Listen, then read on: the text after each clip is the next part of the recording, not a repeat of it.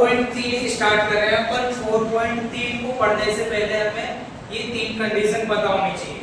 तीन कंडीशन आपके पास में इस प्रकार से, मैं आपको एक एक करके बताता हूँ। फर्स्ट कंडीशन है आपके पास में b² - 4ac। b² - 4ac इसका नाम होता है डिस्क्रिमिनेंट। डिस्क्रिमिनेंट नाम है। अगर ये ग्रेटर देन 0 होता है तो आपके पास में 2 डिस्टिंक्ट रूट आता है। 2 डिस्टिंक्ट रूट का मतलब होगा आपके पास में दोनों अलग अलग रूट आएंगे। अगर आपके पास में सेकंड है b² - 4ac इक्वल 0 आ जाए, जब हम इसको सोल्व करेंगे अगर इसकी वैल्यू 0 आती है तो इसका आंसर आता है 2 equal real roots. 2 equal real roots. और लास्ट थर्ड है आपके पास में b² - 4ac की वैल्यू लेस देन 0। ये लेस देन का साइन है, ये ग्रेटर देन का साइन है। तो आपके पास में इसका सॉल्यूशन होता है no real roots. No real roots नाम हो सकता है और इसका एक दूसरा नाम होता है इमेजिनरी रूट।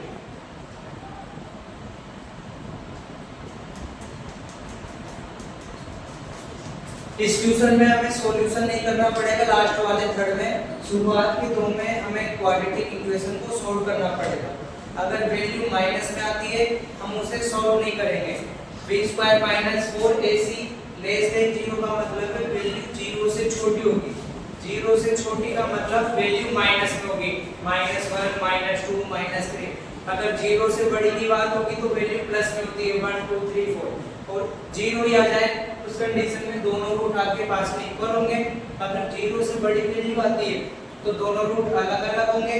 अगर 0 से छोटी होती है तो उसका सॉल्यूशन नहीं करना हमें, उसमें लिख देना है नो रियल रूट्स। इतना ही करना होता है।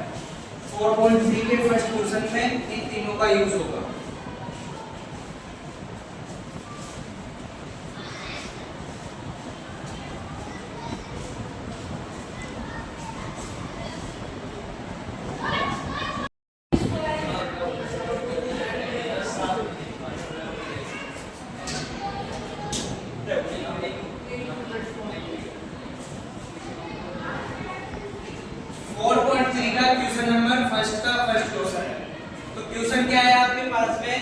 Find the nature of the roots. हमें रूट्स फाइंड करना है, मतलब क्वाड्रेटिक इक्वेशन से जैसे रूट फाइंड करते हैं ना वैसे रूट्स फाइंड करते हैं। एक बार प्लस का साइन लेंगे और एक बार माइनस का साइन, उसी फॉर्मूले को यूज करना है। आगे बोला है इसने if the real roots exist, अगर जिसके रियल रूट एग्जिस्ट करेंगे उसका सॉल्यूशन करना है। रियल रूट से दो के एग्जिस्ट करते थे, एक तो b² - 4ac ग्रेटर देन 0 और एक b² - 4ac इक्वल 0। उन दोनों में रियल वर्ड लिखा था, यानी उन दोनों का सॉल्यूशन। अब पहले अपन इसको चेक करेंगे इसका सॉल्यूशन होगा या नहीं होगा। तो इसके लिए सबसे पहले अपन शुरुआत करते हैं। इसमें a b c की वैल्यू पता होनी चाहिए, तो अपने पास में a इक्वल हो जाएगी सिंपली 2, b इक्वल हो जाएगी आपके पास में -3 और c इक्वल हो जाएगा आपके पास में 5। डिस्क्रिमिनेंट का फॉर्मूला यूज करना है पहले। डिस्क्रिमिनेंट यानी b² - 4ac, सिर्फ इतना ही लिखना होता है, इक्वल में कुछ नहीं लिखना। पहले b² - 4ac। a b c की वैल्यू हमें पता है, इसमें पुट करनी है। b की जगह पुट कर दोगे -3 -4 मल्टीप्लाई a की जगह आ जाएगा 2 और c की जगह आ जाएगा 5। -3 का स्क्वायर भी 9 होता है और +3 का स्क्वायर भी 9 होता है। -4 को 2 से मल्टीप्लाई किया 8 को 5 से मल्टीप्लाई कर दिया 40। 40 में से 9 माइनस करोगे ये आएगा आपके पास में 31, माइनस का आएगा।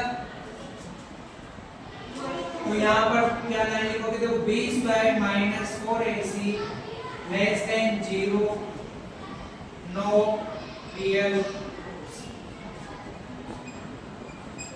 ये क्वेश्चन अब आगे सॉल्व नहीं होगा। अगर यहाँ पर दूसरी दो लाइन और होती तो ये क्वेश्चन आगे सॉल्व होता है। ये वाला क्वेश्चन सिर्फ इतना ही होगा।